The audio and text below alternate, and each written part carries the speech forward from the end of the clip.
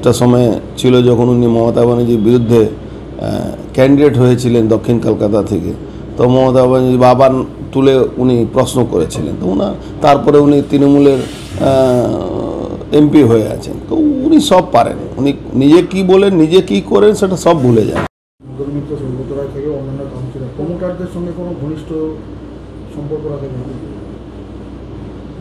এইটা লোক দেখানোর জন্য হচ্ছে। প্রমোটার ছাড়া তৃণমূল কি আছে, আর তৃণমূল ছাড়া প্রমোটার কোথায় আছে? প্রমোটার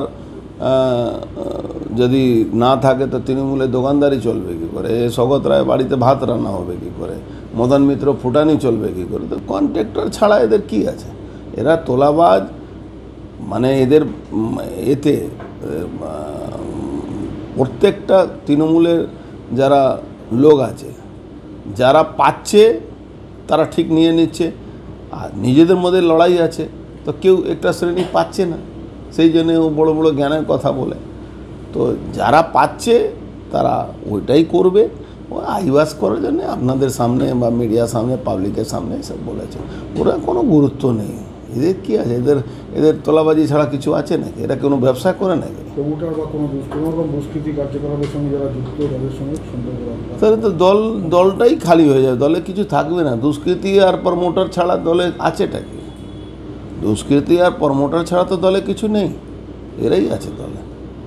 সুকান্ত মজুমদারকে মূর্খ বলেছেন সৌগত রায়, বলছেন মূর্খ, রাজনীতি করা জানে না, সে কি নিয়ে বলতে পারেন।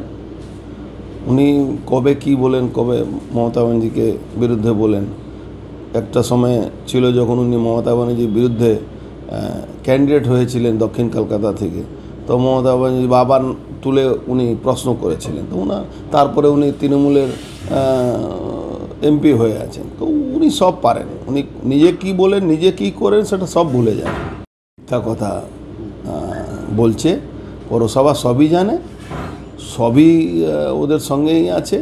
যে তোলা পাচ্ছিল সে একটা শ্রেণী আছে, যে তোলা পাচ্ছিল না সে একটা শ্রেণী আছে, এইটাই আছে।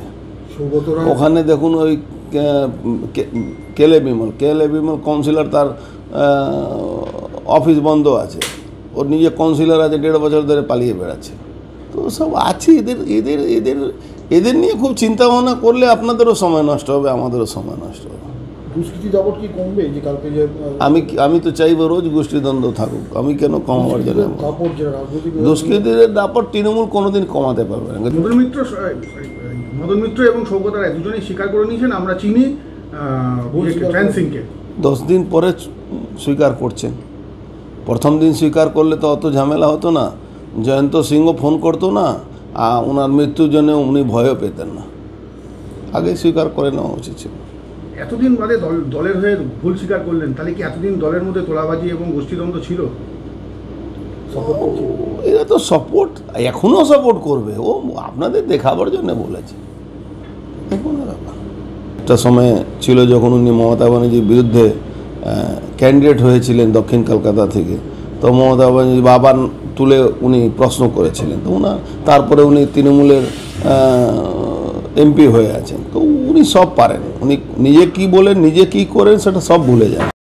মিত্র সৌগত রায় থেকে অন্যান্য কাউন্সিলর প্রমোটারদের সঙ্গে কোনো ঘনিষ্ঠ সম্পর্ক রাখে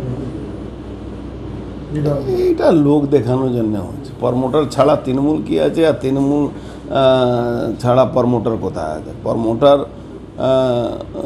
যদি না থাকে তো তৃণমূলের দোকানদারি চলবে কী করে? সৌগত রায় বাড়িতে ভাত রান্না হবে কী করে? মদন মিত্র ফুটানি চলবে কী করে? তো কন্ট্রাক্টর ছাড়া এদের কি আছে? এরা তোলাবাজ, মানে এদের এতে প্রত্যেকটা তৃণমূলের যারা লোক আছে, যারা পাচ্ছে তারা ঠিক নিয়ে নিচ্ছে, আর নিজেদের মধ্যে লড়াই আছে, তো কেউ একটা শ্রেণী পাচ্ছে না, সেই জন্য ও বড় বড় জ্ঞানের কথা বলে। তো যারা পাচ্ছে তারা ওইটাই করবে, ও আইওয়াস করার জন্য আপনাদের সামনে বা মিডিয়ার সামনে, পাবলিকের সামনে এসব বলেছে। ওরা কোনো গুরুত্ব নেই। এদের কী আছে?